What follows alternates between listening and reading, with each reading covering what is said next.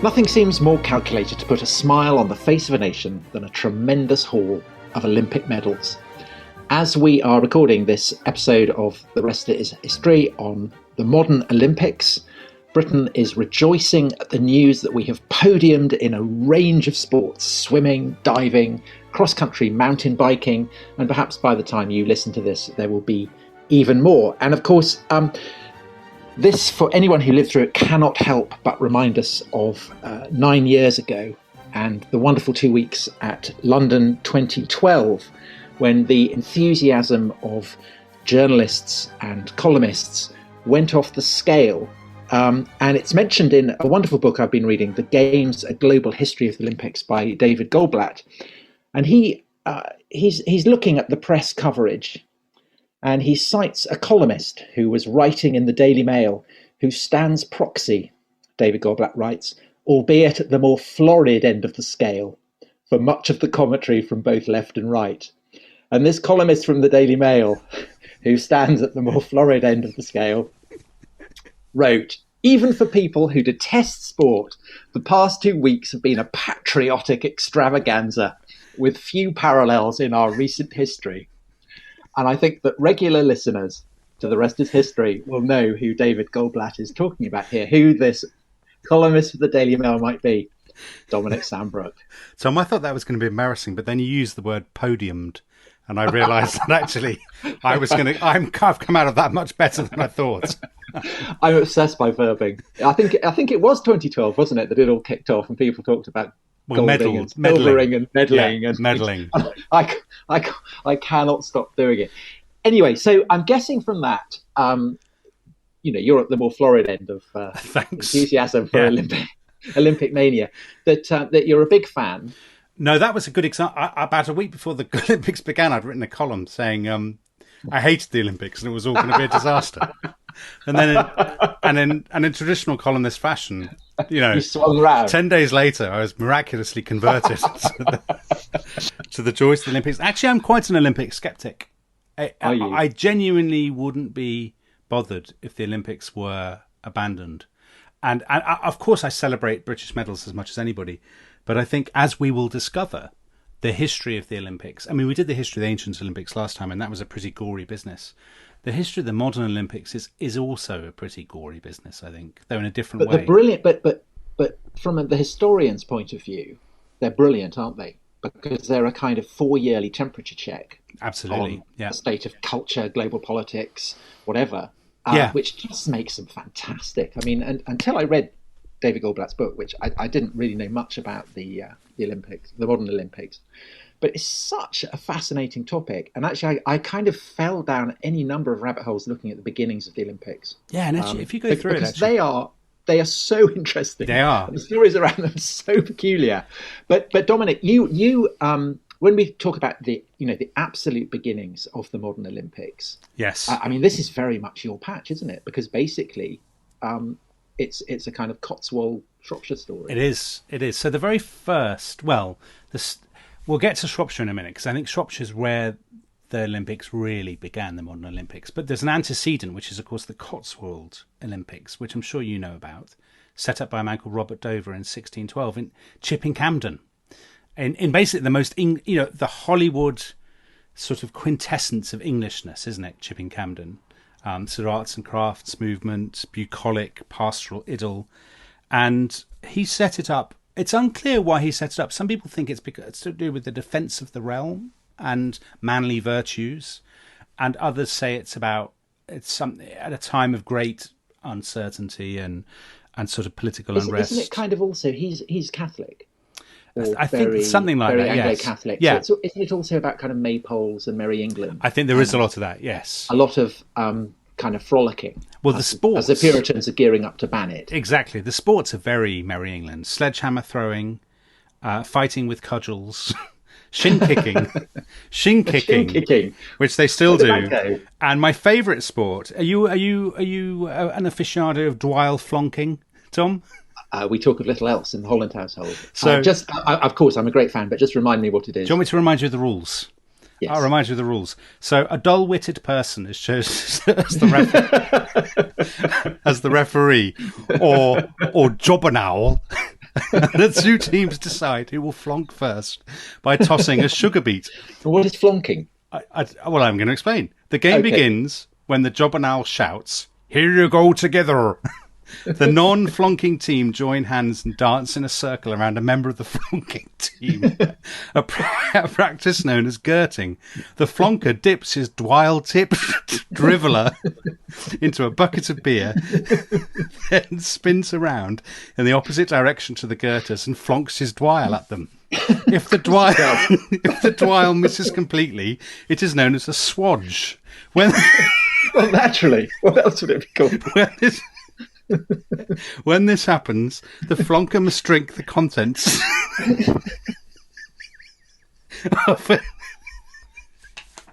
of an ale.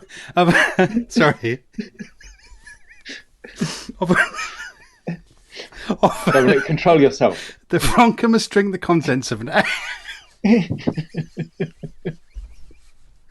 ale-filled gazunder before the wet dwile has passed from hand to hand along the lines of now non-girting girters chanting the ceremonial mantra of pot, pot, pot. So that's dwile flonking, and I believe it was invented actually in East Anglia and has since moved to the Cotswold Olympics and the Cotswold Olympics. So why is that not on Sky Sports? Well, this is the thing. Why don't they do that at the Olympics? I mean, they do football, and that's a complete joke at the Olympics. They do basketball, which is also a joke. I like the idea that the ref has to be a village idiot. Yes, a dull-witted... the Jobbernowl, I think, is the... Anyway... That'd be great, wouldn't it? So they do these kind...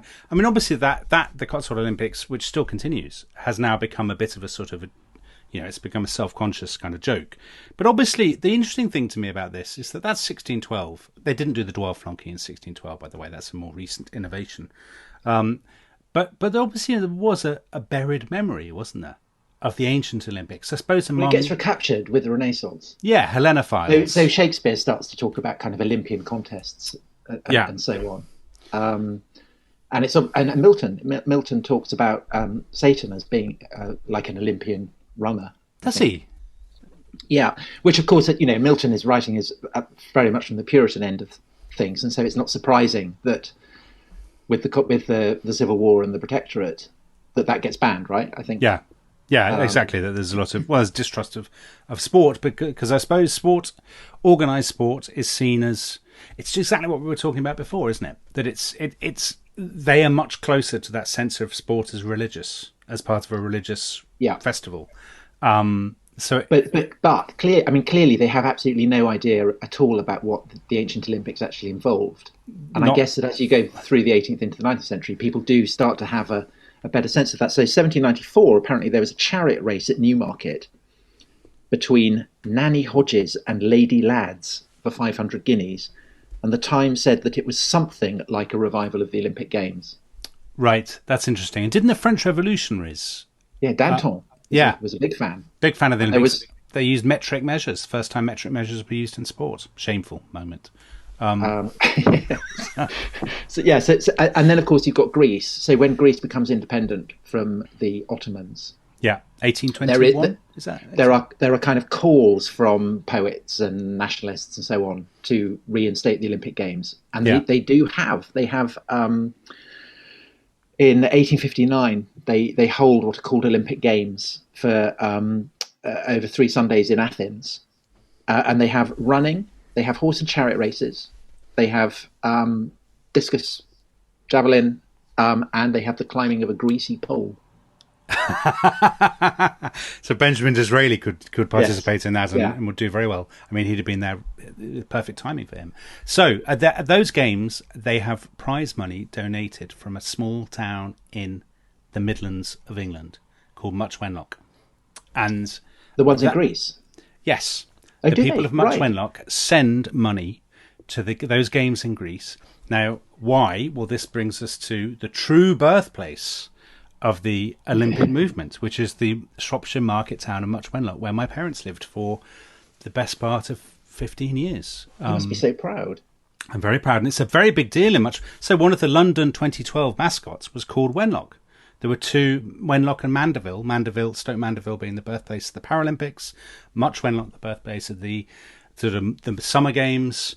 And they have a little museum in Much Wenlock, and you can walk around. There's an Olympic trail, all these sort of things. So genuine, this is not just Shropshire chauvinism on my part. There's a genuine historical reality here. And basically the guy who started it is a fascinating man called William Penny Brooks, who's a classic Victorian kind of do-gooding reformer. So he sets up things like an agricultural reading society. And he has this series of what he calls classes to do different things in the town. And in 1850, he sets up the Olympian class. I mean, this is pure. I think Goldblatt talks about this in his book.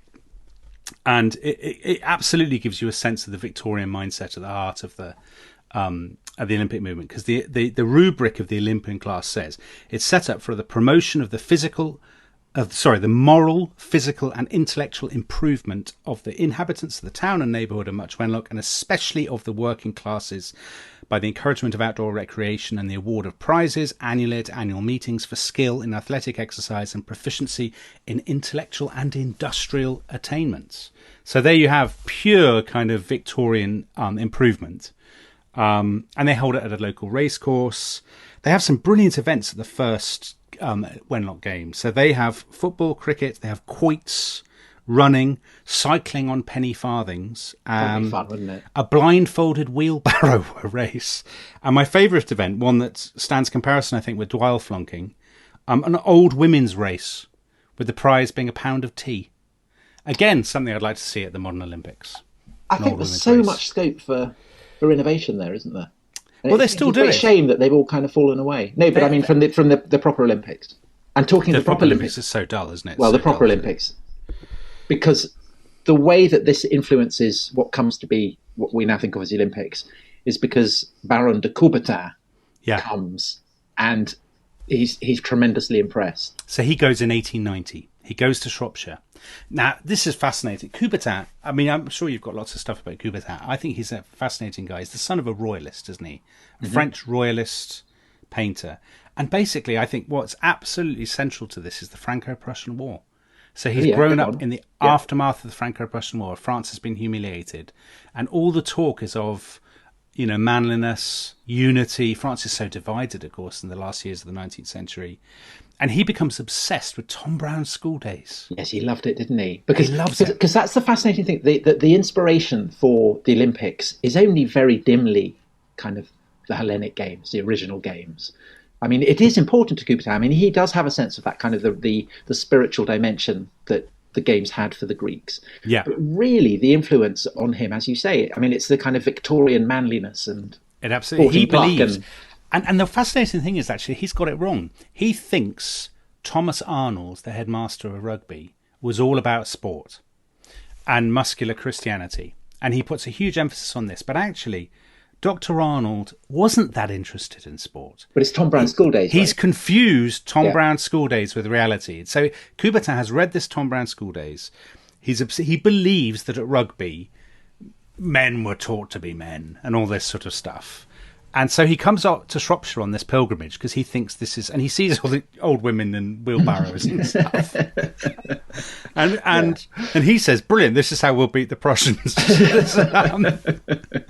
Next time, because we've been doing quoits, we will be prepared. And so I think it's only 6 years. He does it very quickly. I mean, it's not just about kind of preparing for war with the Prussians, though, is it? Because he's actually very into the ideal of internationalism. Yes, he is. Because when he gives his famous speech in 1892, calling for the Olympics to be revived, He let us export rowers, runners and fencers. There is the free trade of the future. On the day it is introduced within the walls of old Europe, the cause of peace will have received a new and mighty stay. Yeah, that's fair. I'm being hard on him. So that actually, it's kind of internationalist talk of peace. Yes. That, I guess, provides to the modern Olympics what the much stranger kind of spirit that involves sacrificing 100 oxen to Zeus supplied to the ancients. But isn't it weird though, Tom? You're absolutely right, and I think that spirit, it's very kind of late 19th century globalization, isn't it? That and sort of a descendant of the liberal free trade, free ideas, all that sort of stuff that was so popular in the mid 19th century. But it has so little in common with the ancient Olympics. Yeah, very little. I mean, basically, they take the name, they take the torch, and they take some of the iconography. But the iconography grows up over a long time. Yes, it does. Yeah. Exactly. So it's not there immediately. And I mean, there are it's structured around patent fantasies. So there's the idea that it will always be above politics, that it has nothing to do with politics. Yeah, which, and as you right say, from the beginning, that's mad. It is mad. And actually, I'm sure you noticed this, swatting up for this podcast, as I did, that this is an incredibly political story from the beginning. And this sort of, and that's the and there's never a moment. There's never a moment ever. There's never been a moment where the Olympics has been separate from politics.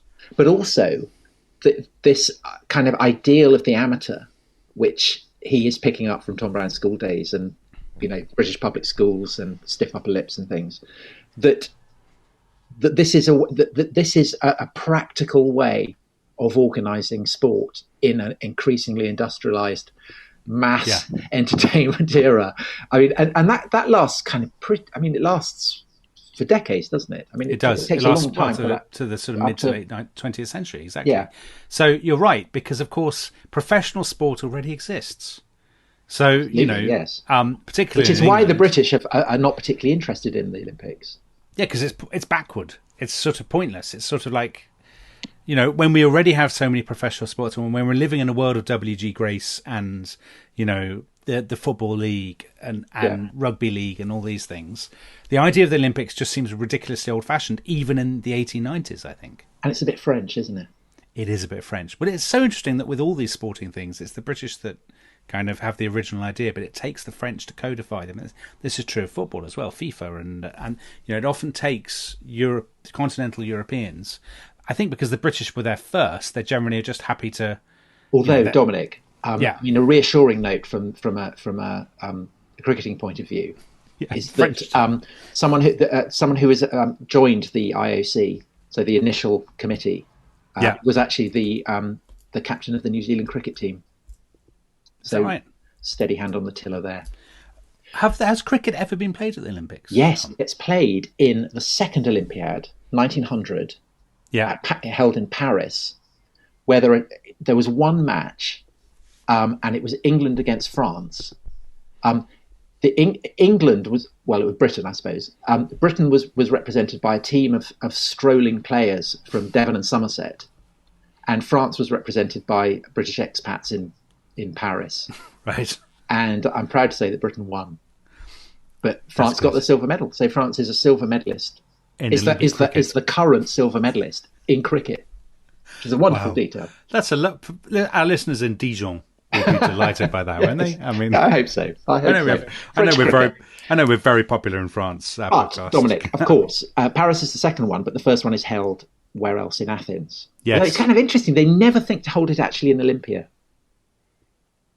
I think because Olympia is seen as a bit of a disappointment. There's not actually. It takes a long time to excavate, so there isn't very much there. Whereas Athens, I guess, is kind of more suitable. But also, Athens is the capital, isn't it, of the newly independent or relatively newly independent Greece? So it's tied up with ideas of national. Must have been tied up with enormous ideas about Greek national pride and so on. I think, and I may not have this entirely, but I think the games open on Greek Independence Day. Right. And of course, the great innovative race is the marathon. Yeah. Which they run from the grave of the Persians on the plain of Marathon, where the Athenians had defeated Persia. And then the news is supposed, the story goes that the news is brought to Athens by Pheidippides, who then collapses as he delivers it. And so they restage this race, running from the tomb of the Persians all the way into Athens, and it's won by a Greek. And of course, this is not an event that they did at the Olympics, right? No, the ancient Olympics. So it's a complete innovation, but it's a tremendous success. And I think that because it's won by a Greek, Greece becomes terribly enthusiastic about it as a result, and they're very keen to stage it permanently in Athens. But I think it has a kind of it genuinely is gloriously amateur. So there's a guy who's there on holiday who enters the tennis and kind of wins the gold. And there's a brilliant thing about the swimming that they don't have a pool, so they hold it in Piraeus Harbour. and it's God. unseasonably cold. Right. So people jump in to do the swimming event, and it's so cold that lots of them get back out again. And actually, problems with swimming events is a theme of the early Olympics. So in Paris in 1900, they hold it in the Seine, and the currents are so strong there that your medal chances depend on whether you can catch the right current or not. That's great. And at St. Louis in 1904, 2 of the gold medal winning US water polo team die 6 months after the event because they've contracted typhoid from the lagoon in which the water polo had been played. Well, so you pay a high price for elite sporting achievement. You really do. But I think that the sense of kind of shambolic amateurism that is a kind of, it's a quality of the first games in Athens, it's the one in Paris that absolutely exemplifies it. Yeah. And the reason for that is that it's piggybacking onto the World Exhibition that is being held in Paris. Isn't that the case with a lot of these early Olympics? That Yes. They're basically all arranged around Same trade with St. fairs. Louis. Yes. Yeah. And actually, so that goes back to Crystal Palace and the Great Exhibition. Yeah. This idea that you have a great gathering of people from across the world and you showcase your city and your country with it. Remember that William Penny Brooks's thing at Watch Wenlock, see, bringing it back to Shropshire, was that prizes would also be awarded for proficiency in intellectual and industrial attainments. So that's that's a year before the Great Exhibition. So it's very much that Victorian sort of spirit that, as you say, the trade fairs, therefore, are not an illegitimate. They're part of the essence from the beginning, and that's something that absolutely. Well, I think they structure the whole idea of the Olympics as we understand it now.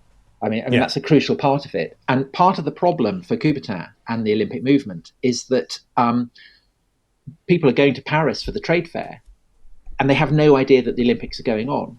And so there's this kind of wonderful, probably my favorite Olympian of all time is an American woman called Margaret Abbott, who is in Paris studying with Degas, with Rodin. She's an artist. Yeah. And she gets told, there's this golf contest going on. Would you like to enter it? And she, okay, great. So she enters the golf. She wins. She has no idea that she's won gold in the golf contest. She is America's first female gold medal winner. And she dies in 1955. And people still don't know. Oh, God. So she dies never knowing that she's been an Olympic gold medalist. And I think it's only kind of in the 70s or 80s when historians of the Olympics go through and work this out that she gets enshrined in this role, which kind of brilliantly shows how shambolic the whole affair is. There's and the other kind of very haunting story from the Paris Olympics is that the Dutch rowing team, they don't have a cox. I think the cox falls ill or something. And so they scoop a French boy who's about 10, off one of the canals or something, and he coxes them. And I think they win. They get the gold medal, but nobody knows who this boy is. So he's the incredible. Only gold medal winning Olympian who is anonymous. So that's great stuff, isn't it? Did he know he'd won? Did he even know himself what he was doing? Just some blokes had put him on a boat and said, "Not sure." Don't know. Wow. So all good stuff. But the greatest race of all time is the marathon that was raced in St. Louis in 1904. 1904. And I think we should have a break, shouldn't we? Absolutely, we should have a break. Because I come back. Can I tell you about that? Because I think it's tell me at great length, because I know you love this story. Brilliant. And then basically my knowledge of the Olympics is exhausted. And I'll hand the baton over to you. I do not believe that's true. All right, we'll take a break and we'll come back for the greatest marathon of all time.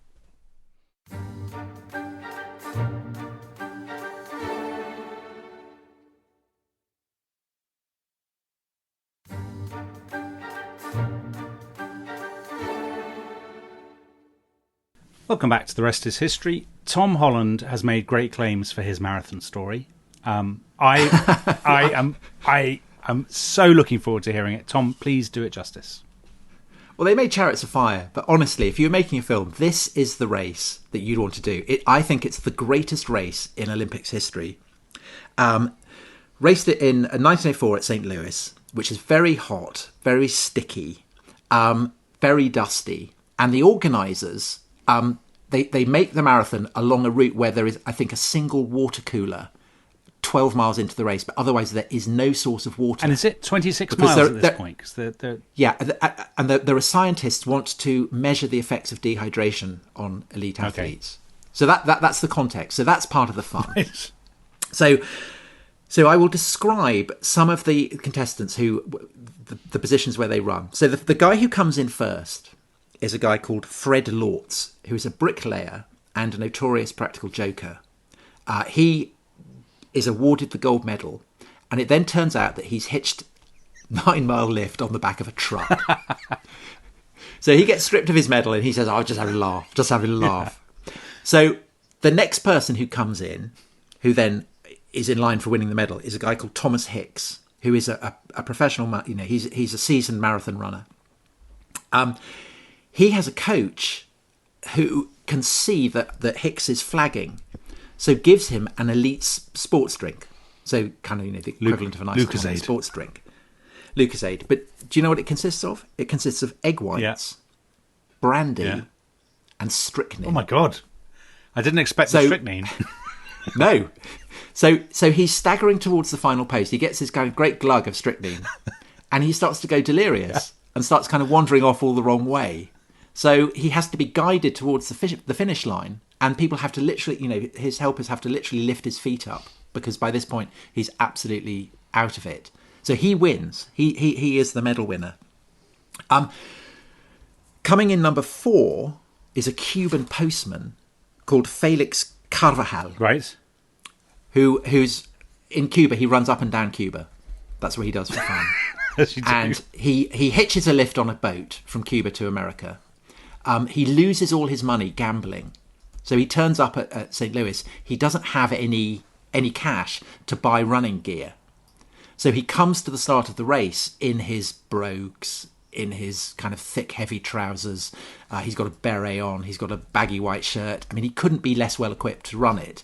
One of the other contenders takes pity on him and chops off the bottoms of his trousers so that he's kind of wearing running shorts by this point.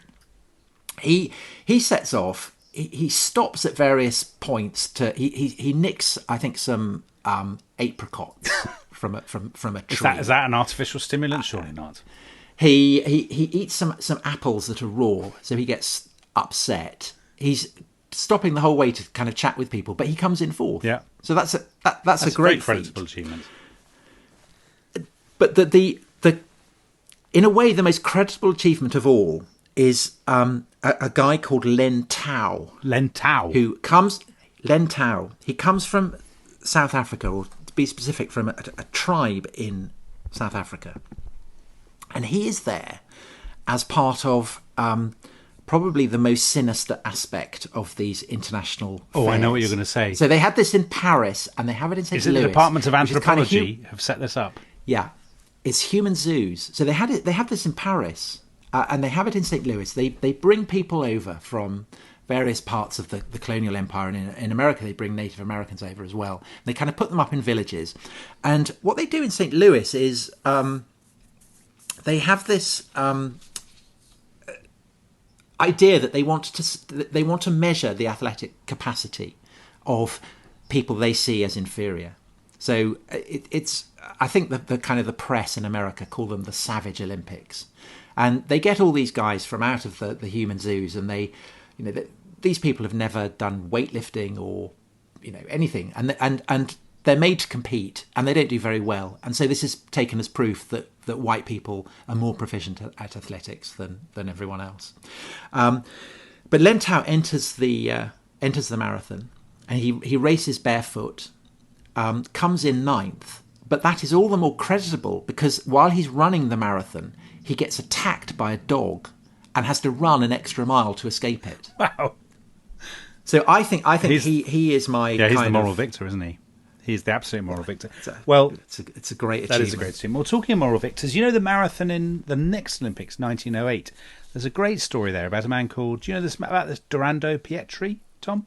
No. So no. He's very short. He's 5'2". He's a shop boy, a confectionery shop boy from Italy. And where is this one being held? So this is 1908, which is... Is it Antwerp? No, it's London. Oh, London. Yes, of course. London. Yes, White City. They build White City. Don't they? Yeah. So he has entered a race in Italy. He saw a race in Italy 4 years earlier, and he was dressed in his work clothes. He was going to work or something, and he saw the race going by, and he thought he'd join in, and he came and he did really well. I think he won it actually. So he started to run marathons and stuff, and he trains really hard for the 1908 Olympics. He runs the marathon, and it's an incredibly hot day. It's an unseasonably hot day, and he overtakes the leader just before the end, and then they come into the stadium or whatever, and there's a very famous photo. You've probably seen it without knowing it. Yeah. He keeps collapsing, and the crowd are cheering him on, and he's collapsing, and he's almost at the line. There are 75,000 people there. I think he falls 4 times, and eventually, right at the finish line, he collapses again, and the umpires have to lift him up and sort of drag him over the line, and he's disqualified, despite the fact that he's won. So what then happens is Queen Alexandra gives him a gilded silver cup as a reward, to say, well done you. And Sir Arthur Conan Doyle writes an article about him, about his heroism, for the Daily Mail.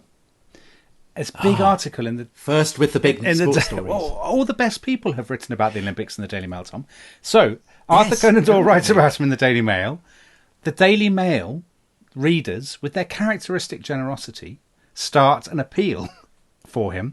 They raise the equivalent of £30,000 for this man, and he goes back to Italy and he uses it to open a bakery.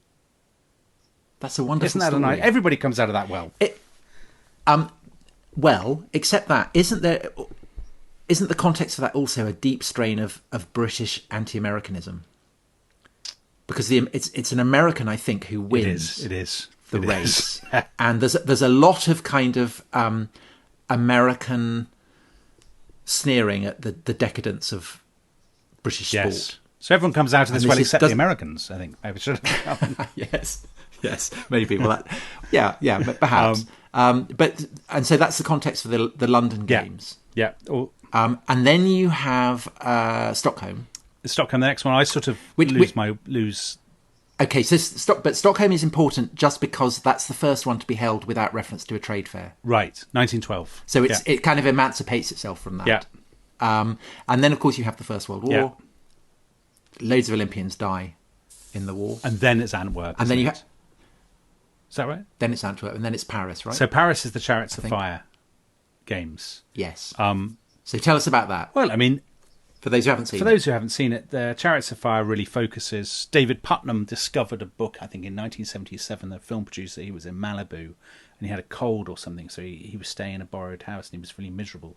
And he reached for a book off the shelves, and it was the story of the Olympics, I think. I think it was the history of the Olympics. And he became fixated on the story of the 1924 Games, which has these two iconic British competitors. Harold Abrahams, who is Jewish, who is the son of a Jewish immigrant, who wins the 100 metres, but has raised hackles with the sort of the patrician officials back in Britain because he employs a professional coach, an Italian, Sam Mussabini. And the other great athlete who is, will need no introduction is Eric Liddell, the brilliant Scottish runner who refuses to run in the 100 metres heats because they're on a Sunday, and he believes that's sacred. So he runs in the 400 metres instead and wins gold. And if anyone personally, I'm one of because I'm a sort of sentimental person. I find it hard to watch Chariots of Fire without getting kind of choked up, particularly at the completely unironic and sort of sincere treatment of Liddell's religious faith and how important it is to him and how he sees his athletic prowess as a gift from God. And this wonderful story that an American competitor before the race sort of leaves him a note that says, whoever honours me, I will honour. And Liddell uses this as inspiration. And of course, Liddell then goes on, after having won gold and having become a national hero, he goes on to leave athletics completely and to become a missionary in China and ends his days in a Japanese internment camp where he dies just before the end of the war. So he is a genuinely, we do a lot of people with feet of clay in this podcast, But I'm not convinced he did have feet of clay, actually. I think he's a genuinely, incredibly admirable and impressive man. So there you go. Well, there is also in the 1924 Olympics, I think, is the first Irish winner. Is that... Not per se, because the guy who won the tennis in the 1896, so the Athens Games, was Irish nationalist. At the London Games, there was an Irish competitor who won gold. The Union Jack went up, and he replaced it with the Irish flag.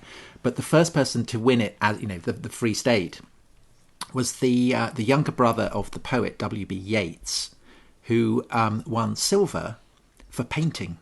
So they were still doing. Yeah, and they should still do painting, shouldn't they?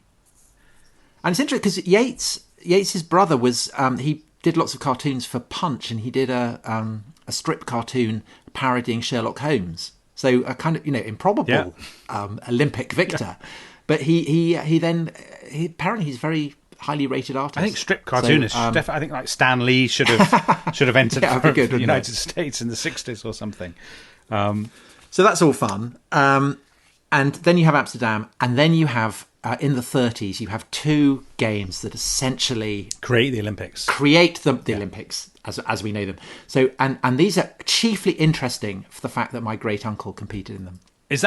Are they chiefly interesting? Are you sure you've chosen your words? Yeah, they're chiefly interesting for that reason. Chiefly interesting. So my great-uncle, Charles Holland, amazing cyclist, went to LA, came 15th. Then in the 1936 Berlin Olympics came fourth, but he would have come first, except that the foreigners cheated by having gears. Oh, that is cheating. And Great Uncle Charlie, being British, refused to use gears because he viewed it as cheating. So he's the moral victor, isn't it? He's the moral victor, isn't he? I think so. So I'm the great nephew, basically, of a great Olympian. A great Olympian. You're right. Obviously, there are other aspects of the LA and the Berlin Games, but LA is the home of Hollywood. Yeah. So and Hollywood in its pomp, and the idea that it's show business, and absolutely. And then you have, but it's run on a shoestring because this is the Great Depression, and there's. So LA creates the podium, doesn't it? LA, they get basically with the Hollywood razzmatazz, they invent the podium. They start playing national. This surprised me because in Chariots of Fire, the film, the playing of the British national anthem is a key moment because it's the moment that Sam Mussabini, Harold Abrahams' coach, because he's too nervous to watch the race, so he only knows his man has won when he hears the British national anthem. But I now discover that in 1932 they introduced national anthems for the first time, so this could not have happened. Also, the flame in the cauldron. I mean, that's a very Hollywood touch. And that's Los Angeles. So they didn't do that in the ancient Olympics, Tom. They didn't have an Olympic flame then. Or did they have a torch or anything like that? No. That's all utter bilge. That's all, yeah. I mean, that's the most famous little-known fact about the Olympics, isn't it? Yes, I suppose so. That people always bring up. That it's not famous to me, clearly. But the person, the guys who invent the idea of the torch relay from Olympia to the games is the Nazis. Yes, they're not good guys. And there's a case for saying that really the template for the modern games as we know them now, it's the most enduring cultural expression of fascism. Absolutely agree with you. Yeah, that we have. I completely agree with you. I think it's an extraordinary thing, isn't it, that people talk about the 1936 games as though they're an anomaly, as though they are the sort of great. Well, I mean, they are a blot on they are a stain on the record of the Olympics. But I completely agree with you. They are the moment that the modern Olympics really began. Yeah. Because the Nazis and Leni Riefenstahl and the way they are packaged, that creates the template for all subsequent Olympics. And indeed, that's sort of, in a way, that the fascism isn't an anomaly because there is a kind of commonality between the sort of the Nazi aesthetic in the 1930s and the sort of Victorian worship of manliness, virility. But also it's proper, it's properly, there is a kind of Greek element, an authentically Greek element, with the assumption that what is physically beautiful is morally beautiful. Yeah. And that's a very much a kind of fascist idea. Absolutely, yeah.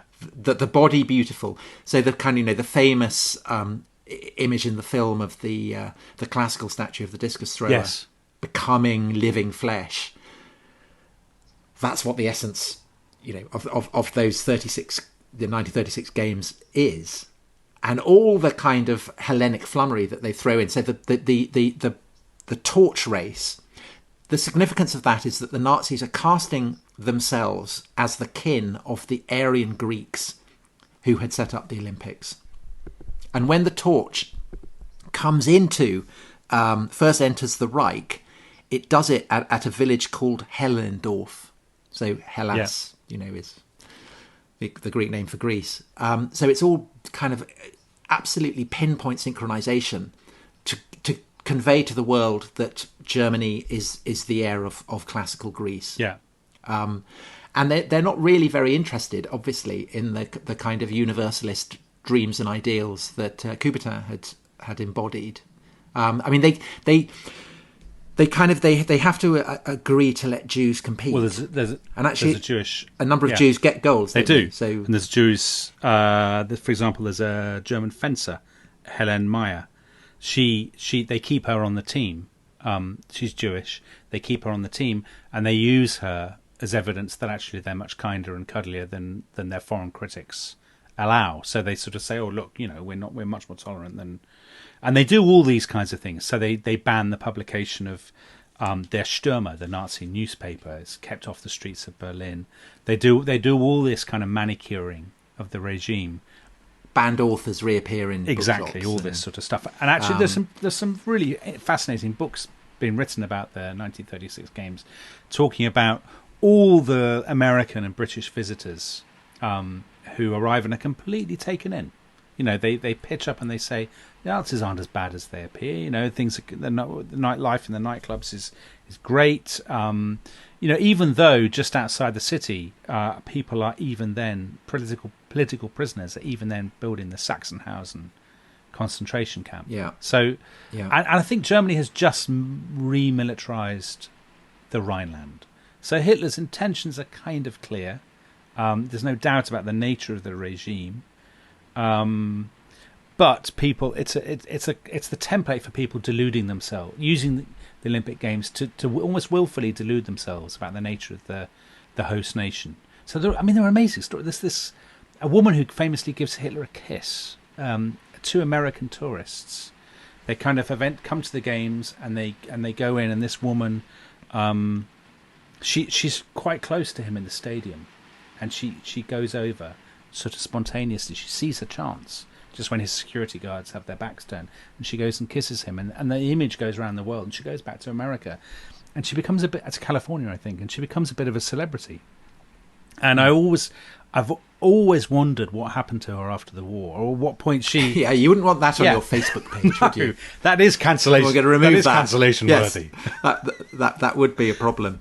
And I guess, I mean, so the famous story is Jesse Owens. Yeah, he wins four medals. Is it 4 medals? 4 medal, and obviously he's black. Yes. And that plays very. So south of the Mason-Dixon line, no photographs of him are printed in any newspaper. But north of it, equally, you get stories like that Hitler refused to shake hands with him. Which is not true, actually. Which is not true. It's weird to be correcting a story about Hitler in order to present him in a better light, but it's not true that Hitler did express great sort of disapproval of Jesse Owens, no doubt about that. But he's in the Riefenstahl film. Yeah, he is. I mean, there's no attempt to censor him out. No, that's right. But Hitler had been told by the organisers he would have to shake hands with. He could not pick and choose who he shook hands with. They said basically, it's not really good form for the head of state to shake hands with. So unless you're going to shake hands with literally everybody, you shouldn't do it at all. So he didn't really do it at all. So it's not true that he sort of blacklisted Jesse Owens. But it's kind of interesting because if you think back to the role played by, the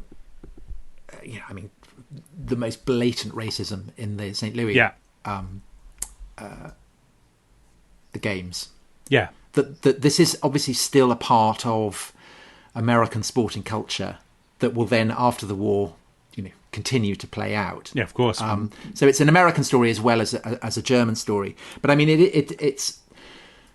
I think the story that really sums up the role that the Berlin Olympics plays in this is that the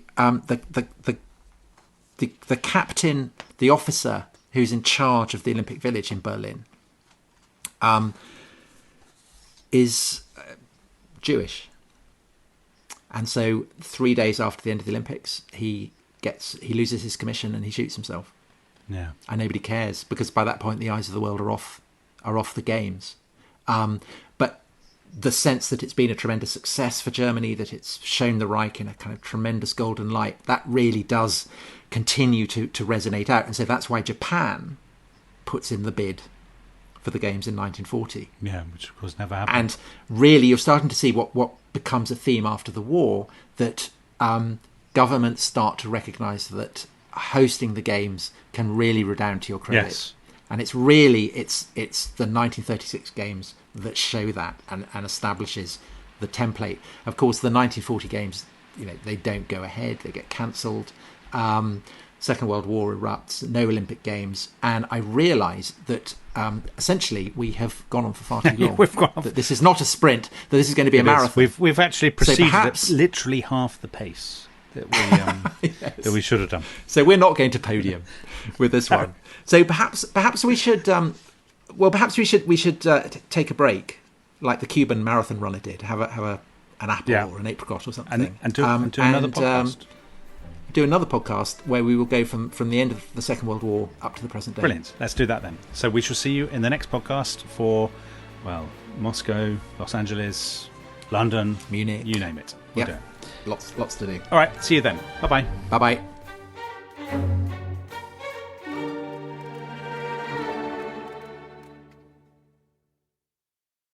Thanks for listening to The Rest is History.